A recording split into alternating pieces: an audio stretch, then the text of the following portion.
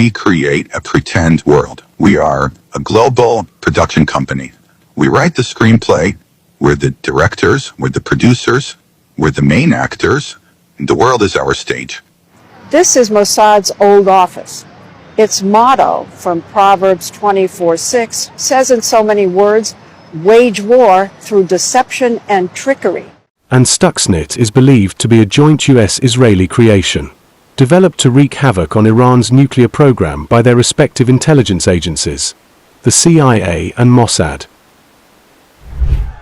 But what happened in 2010 is a small aspect of the silent war between Israel and Iran, which was once relegated to the shadows. Today, it is undisguisedly out in the open. Israel says that Iran's nuclear weapons program has advanced to the point of existential threat. But for more than a decade now, the country has been threatened by it. In 2018, Prime Minister Benjamin Netanyahu said that Israel obtained tens of thousands of pages of data. It showed that Iran covered up its nuclear program before signing a deal with world powers in 2015.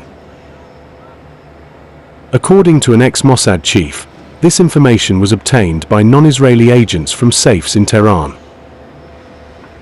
In 2020, a series of mysterious attacks erupted. In July, an explosion tore apart a centrifuge plant at the Natanz nuclear enrichment facility. Tehran blamed the attack on Israel. This one also took years of planning. Mossad released this footage earlier this morning of the Operation Rising Lion between the IDF and Mossad, which began at 3 a.m. local time, although preparation began long before. The mission included Mossad smuggling vehicles and drones into Iran, setting up a drone base in Iran, and activating the drones this morning to hit Iran's surface-to-air missiles. At the same time, the IDF deployed 200 aircraft. These were mainly fighter jets to hit roughly 100 targets in Iran.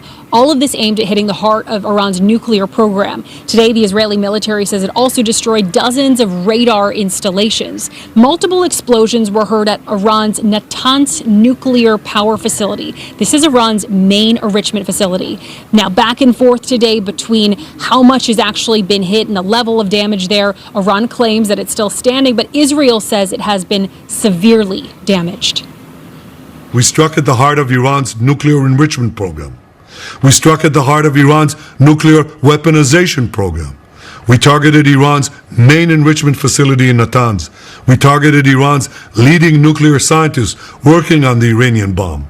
We also struck at the heart of Iran's ballistic missile program. I am in such awe of the IDF and Mossad, and that's where I want to begin. And this was so precise that you can look at the buildings that they went into and you see a little hole, and then it went straight into the nuclear scientist's bedroom, took him.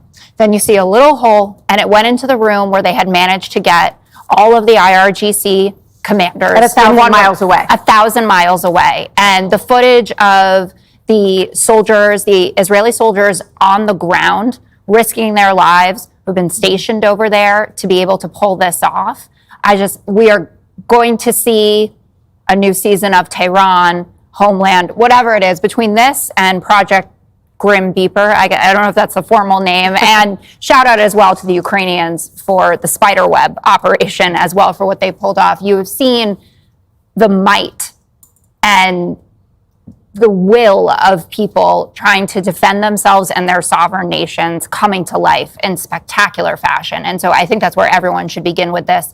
You can't look at what happened last night from the Israeli side, and I know that we will have a larger discussion about what this turns into, but there are no civilian casualties here, right? Everyone who was taken out was a terrorist, and everyone who was taken out is responsible not only for Israeli deaths, but American deaths as well. So I don't want to hear anything like, what are we doing, or there's going to be a diplomatic negotiation. They can still show up, right? But their hand had been minimized over the last several months. I mean, it's interesting to think back to October 7th and how powerful they all thought that they seemed. I don't know if they would take it back because they killed a bunch of Jews and that is a top priority for them. But look what the Middle East looks like today compared to October 6th, right? I think there are some folks who, well, they're dead, so they definitely would want to go into a time machine, but who would want to go back in time and say, well, maybe we should just lay off a little bit and figure out a different approach to that. That is how I'm feeling today. Yeah, I mean, they awoke a not so sleeping giant on October 7th, Charlie. And I think that it was such a painful for them intelligence failure October 7th that they have worked so hard to do these meticulous operations that Jessica outlines, and it is stunning. Secondly, you got some reporting about how Mossad pulled this off, what we're seeing here. Smuggling, including of weapons, into Iran. So let's just take on those. Let's start with this video. Just how much did it take for Mossad to be on the ground smuggling weapons into Iran ahead of these attacks?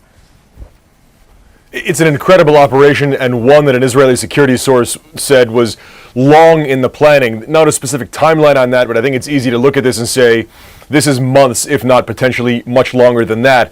I'll remind you that we have seen Israel do something in this vein before when it came to the assassination of chief nuclear scientist Mohsen Fakhrizadeh back in, I believe it was November 2020, with what Iranian state media said was a remote-controlled gun that detected him and fired upon him while he was in a bulletproof vehicle in a secure convoy. So Israel has, at least in theory, shown the capability to carry out something like this, but this is on a much, much larger scale. That security source saying there were Israeli commando teams smuggling weapons in, explosive drones that targeted surface-to-air missiles, ballistic missiles, missile launchers that were mounted on vehicles, and all of that was effectively set off at the same time as the Israeli Air Force fighter jets were approaching to carry out this massive first wave of strikes that we have seen, and then, of course, we have seen more strikes. So to carry out an operation like this requires a tremendous amount of planning and confidence. And it's also worth pointing out that after the assassination of the chief Iranian nuclear scientist, after the assassination of Ismail Haniyeh, after the stealing of the Iranian nuclear archive, Iran seems completely unable to stop the Mossad from pretty much operating Iran like it's the Mossad's backyard. Yep. And in the past, of course, they might have relied on Hezbollah in Lebanon, but as we were showing those images to retaliate, but as we were showing those images, I am reminded of Israel's undercover operation, of course, in September to take out the command and control of Hezbollah with beepers, which has sort of started off this cascade of fragility, as it were, for Iran through its through the sort of defanging of its proxies around the region. But for years now, the two have waged a shadow war.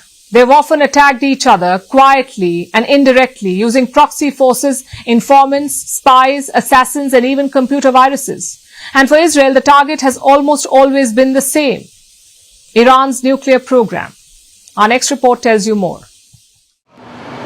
In January 2010, inspectors with the International Atomic Energy Agency visited the Natanz uranium enrichment plant in Iran. They noticed that centrifuges were failing at an unprecedented rate. Centrifuges are used to enrich uranium gas, which is a nuclear fuel. But both Iranian technicians and IAEA inspectors did not know why they were failing. 5 months later, another event occurred. A series of computers in Iran started crashing, and again, the cause was a mystery. That is, until researchers found some malicious files in one of the systems. Computers were being corrupted by what came to be known as Stuxnet. Stuxnet is a computer virus, and it is widely deemed the world's first digital weapon. It didn't just steal information or hijack machines. It wreaked physical destruction on computers and centrifuges, and Stuxnet is believed to be a joint US-Israeli creation.